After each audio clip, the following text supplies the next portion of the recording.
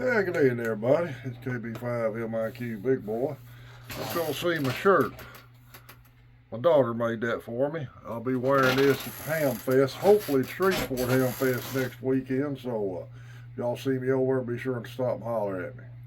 Got a few things tonight we're going to talk about. One, we're talking about Chris Howell and his medical issues. He's out of the hospital and improving, so he's doing good. So, Chris, glad to hear you doing good. He sent me a picture tonight. I'm gonna put on here about the solar storm that hit us today. May cause static on the radio. A little information on that. Thank you, Chris. Y'all continue to keep Chris in your prayers, along with Vern 6, KB5SIX, and K1ENT Kent and his wife for illness and family issues. Y'all continue to keep them in your prayers. Uh, First thing we're going to talk about, a little part two on the Shortwave Modernization Coalition. Some of y'all may have caught that this week. I read a ARRL News blurb that said they're not going to recommend the FCC allow that to happen. They claim that the data was wrong that they presented to the FCC and that they was causing interference. So, good. ARRL hopefully is representing us and doing the job, and that's good. So, maybe the FCC will listen to their recommendation, and we'll go from there. So, that's a good thing ARRL's doing. This video is kind of for new techs, and I know I've talked a lot about trying to get techs on HF, and but invariably they're going to start out on 2 meters, and one thing that's changed a lot on 2 meter repeaters since I got started. When I got started this hobby, we didn't have cell phones. And every town had a repeater. A lot of the repeaters, if you was a member of the club that put it up, had a phone patch where you could actually access the phone patch from your 2 meter radio and make local phone calls on it. All the repeaters had a lot of traffic on them, a lot of activity. Skywarn was different back then, because if we did Skywarn, this is the pre-internet days, that we just had to call our reports into the local PD, sheriff's office, whoever was handling 911 dispatch, and they called it into the weather service. Well, cell phones hit and pretty well almost killed out repeater use. I mean, they're still pretty dead. But there's one good thing going on with repeaters now we're going to talk about a little bit. A lot of these repeaters have become what they call linked systems, where they'll link multiple repeaters together, and which is good. It gives a little more use, people getting to use the repeaters a little more. It lets you connect a longer range with other towns. Like, I can hit the New Boston repeater with a handheld from my yard, but I can't hit Texarkana. But those two are linked. So if I need to try to get a hold of somebody in Texarkana on a handheld in my yard here and where I live, I probably can do that because the repeater's linked. And a lot of these are linked over a wide area, has a lot of wide area coverage. And one of the main reasons to link them is emergencies and Skywarn.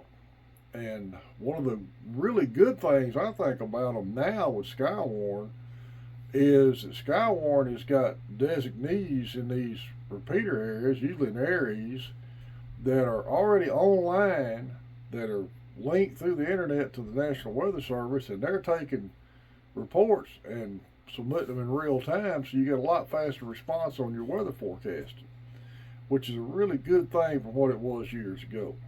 The local repeater link system in our area is called the Freedom Link. We'll talk a little bit about that, and I'm going to give you my version of some etiquette you should do on that. WX Whiskey X-Ray 5 Charlie Sierra Sierra Brian Loper. He's the head of the Freedom Link over here and the main coordinator of it, and handles a real good job with keeping this stuff going. They've got, see, we're linked all the way to Shreveport from our area, Northeast Texas, through here. And one of the good things about listing on these links, if the weather we've got an emergency going on, you can hear it like, I don't know how to explain this. The common joke when I grew up here was we got warned 15 minutes after the storm done passed us.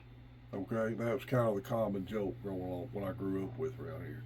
Now with these linked systems, if there's repeaters, say the storm's coming from the west, and you're listed on a linked system and they got repeaters west of you linked, you're going to hear the reports for whether it gets there to you. It's a really good system, and it breathed a lot of life into these old repeaters that weren't getting a lot of use. So big thanks to Brian and his crew for handling these Freedom Link system around here. One thing you need to remember on these, a little bit of repeater etiquette goes a long way, because you need to realize something. If you're in this town and the next 5 towns are linked together on a repeater, and you get to talking to somebody in the 5th town or even in your town on the same repeater, every town is hearing your conversation. So quick rag chew with when there's nothing going on the repeater, it's probably not ever going to be a problem. I wouldn't want to tie the repeaters up that long because of linking on it, because everybody from point A to point B is going to hear it. Big thing to remember, when they'll have announcements that the Skywarn net is activated, do not use the repeater for anything unless you're participating in the Skywarn, because it just causes too much interference. There's other repeaters you can use for that. If the Freedom Link system is being used for that, do not get on the repeater during a emergency type event, which is ought to be self-explanatory. But they got a real good system set up here in our area, and it's really helped get some people back interested in 2 meters again. And Brian and them are really doing a good job with it, and I appreciate what they've done with it. And I enjoy getting to talk to Brian at the Ham Club meetings we have. Also, the Freedom Link group will be at Shreveport next weekend at the Ham Fest selling chances on a dual band radio. So, and they're going to give it away over that day, so there's your chance maybe to win a radio. That's about all I can think of for tonight. Remember, Main Trading Company, Richard has put more used gear on there, popping up every day on his store website and on his eBay store. So there's tons of used gear available there, and got other antennas, got other new gear in stock. So check them out up there at Main Trading Company. Guys, my subscriber count, it was 990 a week ago, dropped to 988, it went up to 990 again today. Now I'm back at 989. We're hanging in there. If we ever hit that magic 1,000, I promise we're going to do a giveaway, give a couple things away. Guys, I appreciate everybody who subscribed. If you got new guys just getting into the hobby, and they get on social media a lot, and they ask questions, they're liable to get roasted. I'm going to try to make a point to put my email address in the pinned comments or description from now on every video. My email address is on the roundtable slide. But if you got a new guy there and he's got a question, have him shoot me an email or comment that question here, and I'll try to get him an answer so he doesn't get roasted on social media. All right, everybody. This is KB5MIQ Big Boy 73.